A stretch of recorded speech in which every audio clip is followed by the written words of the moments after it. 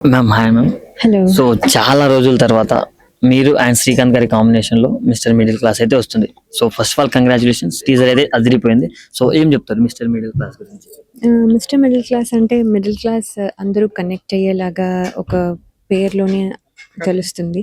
So middle class అనగానే ఎక్కువ మంది వాళ్ళే ఉంటారు.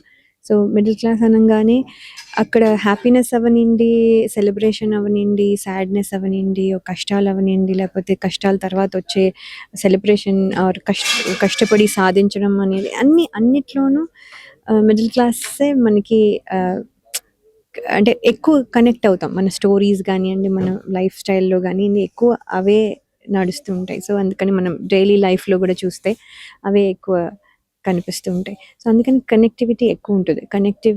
కనెక్ట్ అవ్వడానికి ఈ సినిమా డెఫినెట్లీ హెల్ప్ అవుతుందని నేను అనుకుంటున్నాను. పేరులోనే అర్థమవుతుంది. అంటే మిస్టర్ మిడిల్ క్లాస్ చేస్తున్నప్పుడు మీరు ఓవరాల్ మొత్తం మూవీ చేసేటప్పుడు ఎక్కడైనా రిలేట్ అయ్యారు? డెఫినెట్లీ అండి. కష్టాలు అనేది అందరికీ ఉంటాయి. అంటే కష్టాలు అంటే కష్టాలు కాబట్టి ఇప్పుడే మనం అంతా అయిపోయింది, ఇప్పుడు అంటే మనం ఏమీ చేయలేము ఇంకా గాన్ అన్నట్టుగా కాకపోయినా ఏవో ఒకటి అనిపిస్తాయి. మనం ఏదో చేయాలనుకుంటాం, అది చేయలేకపోవచ్చు. అది కూడా ఒక కష్టంలాగా అనిపించవచ్చు మనకి అది కష్టం. వేరే వాళ్ళు బయట నుంచి చూసి దీనికా అని అనుకోవచ్చు. సో మనకి ఒక కష్టం రావచ్చు. అది కొంతమందికి హెల్త్ పరంగా వస్తుంది, కొంతమందికి ఫైనాన్సెస్ పరంగా వస్తుంది, కొంతమందికి లవ్ రిలేషన్షిప్స్లో వస్తాయి, చిన్నపిల్లలు అవుతాయి, కొంతమంది పెద్ద డివోర్స్ అని వస్తుంది. ఏదో ఒకటి లైఫ్లో పెద్ద ఇష్యూస్ వచ్చే ఛాన్సెస్ ఉన్నాయి. సో అవి వచ్చినప్పుడల్లా మనము కష్టాలు వచ్చినప్పుడల్లా దేవుణ్ణి అనడం నార్మల్ అయిపోయింది. సో నార్మల్గా చేసేస్తున్నాం. సో అలా కాకుండా ఇందులో ఏంటంటే ఫన్నీగా దానికి రీజన్ ఏంటి, ఎందుకు అలా వచ్చింది, దానికి ఎందుకు ఒక రీజన్ ఉంటుంది మీకు ఏమైనా ఇవ్వడం కూడా. అది మీరు సరిగ్గా యూస్ చేసుకుంటే మీకే అందులో ఆన్సర్ దొరుకుతుందని ఒక మెసేజ్. బట్ ఏదో క్లాస్ పీకుతున్నట్టు కాకుండా కామెడీగా చెప్పే స్టోరీ. ఓకే, సో స్టోరీలో చెప్పుకున్నట్టయితే దేవుడు వరం దాని గురించి ఉందన్నారు కదా. సో ఒకవేళ నిజంగా దేవుడు ప్రత్యక్షమై మీకు ఒక వరం ఇస్తే మీరు ఏం కోరుకుంటారు? నేను అంటే అందరికీ గుడ్ హెల్త్ ఉండాలని కోరుకుంటానండి. ఫస్ట్ హెల్త్ ఉంటేనే మనం ఏం చేయగలం. సో అందరికీ మంచి హెల్త్ ఇచ్చేయమని కోరుకుంటాను, తర్వాత చూసుకుందాం. సో స్వీట్ అసలు. సో ఇప్పుడు మిడిల్ క్లాస్ వాళ్ళే చూడాలా, లేదంటే లోవర్ మిడిల్ క్లాస్ వాళ్ళు కూడా చూడొచ్చా, రిచ్ వాళ్ళు కూడా చూడొచ్చా? ఎలాంటి ఆడియన్స్ ఎక్కువ? అంటే మిడిల్ క్లాస్ అనేది అంటే ఇప్పుడు రిచ్ కూడా అండి, పుడుతూనే రిచ్ అయిన వాళ్ళు కొంతమంది ఉండుంటారు, కొంతమంది కష్టపడి పైకి వచ్చి రిచ్ అయిన వాళ్ళు ఉండుంటారు. సో కొంతమంది బాగా బతికి కూడా చెడిపోయి పూర్ అయిపోయిన వాళ్ళు ఉండుంటారు.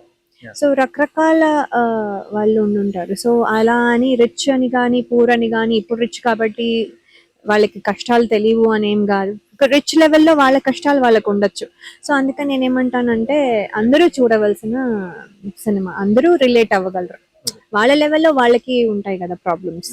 అంటే 90s కిడ్స్ లో మాత్రం ఇలాంటి సినిమాలకు బాగా ఆదరణ ఉండేది. బట్ ఇప్పుడు చూసుకుంటే వైలెన్స్, రొమాన్స్, అది ఇది లవ్ స్టోరీ చాలా సినిమాలు వస్తున్నాయి. వాటికి జెన్జీ కనెక్ట్ అవుతున్నారు. సో జెన్జీ వాళ్ళు ఈ మూవీ మీద ఎలాంటి ఎక్స్పెక్టేషన్స్ పెట్టుకొని రావాలనుకుంటున్నారు? అంటే అండి అది కరెక్టే. అంటే మనం కూడా అలాంటి కంటెంట్ ఇవ్వకపోతే అసలు ఫస్ట్ వాళ్ళకి కూడా ఆప్షన్ ఉందో లేదో తెలియదు కదా. మనం కూడా అలాంటి కంటెంట్ తీసుకొని వస్తే ఒకటి కాకపోయినా ఇంకొకటి ఎక్కడో ఒకటి కనెక్ట్ అవుతారని మేము ఫీల్ అవుతున్నాను. అలాగే మీరు చూసుంటే మన మనశంకర్ వరప్రసాద్కి మీమ్స్ చూశాను. ఫాదర్ కొడుకొని కొట్టి మరీ సినిమాకి తీసుకెళ్ళినట్టు, లేకపోతే లాక్కొని మరి కాళ్ళు లాక్కొని మరి పిల్లల్ని లాక్కొని మరి ఫాదర్ మదర్ సినిమాకి తీసుకెళ్ళినట్టు. అంటే ఏంటంటే అది నవ్వుకోవడానికి బాగుంది. అంటే సో అంటే ఒక చేంజ్ వస్తుంది అన్న ఫీలింగ్ వచ్చింది అవన్నీ అలాంటి మీమ్స్ అన్ని చూస్తే. సో అలాగే ఇక్కడ కూడా ఎవరన్నా అలా లాక్కుని తీసుకెళ్తే బాగుంటుంది. చూద్దాం. సో ఇప్పుడు మన TFI లో చూసుకుంటే చాలా పెద్ద సినిమాలు వస్తున్నాయి, మన ఇండియన్ స్టాండర్డ్స్ లైక్ సెట్ చేసాయి, ఒక రేంజ్ సెట్ చేసాయి. సో ఇప్పుడు మన టాలీవుడ్ నుంచి వచ్చే సినిమాల్లో మీరు ఏ మూవీ కోసం చాలా వెయిట్ చేస్తున్నారు? చాలా మూవీలు ఉన్నాయండి. అంటే ఐ కాంట్ సేమ్ ఇప్పుడు రీసెంట్గా ఇప్పుడు తొందరగా వచ్చే పెద్ద సినిమా అయితే డెఫినెట్లీ చూడాలని వెయిట్ చేస్తున్నాను. అలాగే రాజమౌళి గారి సినిమా ఇప్పుడే కాదు కానీ వస్తుంది. సో 2027 కదా.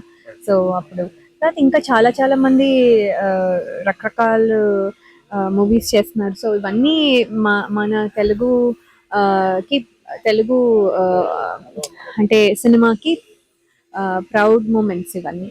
సో ఇవన్నీ రావడం మాకు హ్యాపీగా ఉంది. సో దీంతో పాటు నార్మల్ సింపుల్ స్టోరీ కూడా చూస్తే బాగుంటుంది ఆడియన్స్, అంటే కొంచెం డిఫరెంట్ గా వస్తాయి, లేకపోతే అవే జోనర్ లో వస్తున్నాయి, అందుకంటే సో మీ డ్రీమ్ రోల్ ఏంటి మ్యామ్?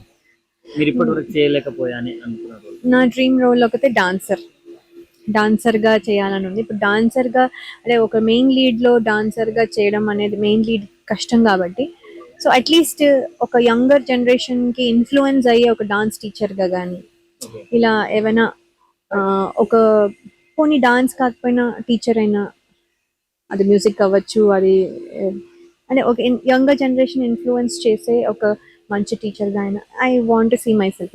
నాకు అలా అనిపిస్తుంది, నన్ను చూసుకుంటే బాగుంది అనిపిస్తుంది. Thank you ma'am and all the very best ma'am.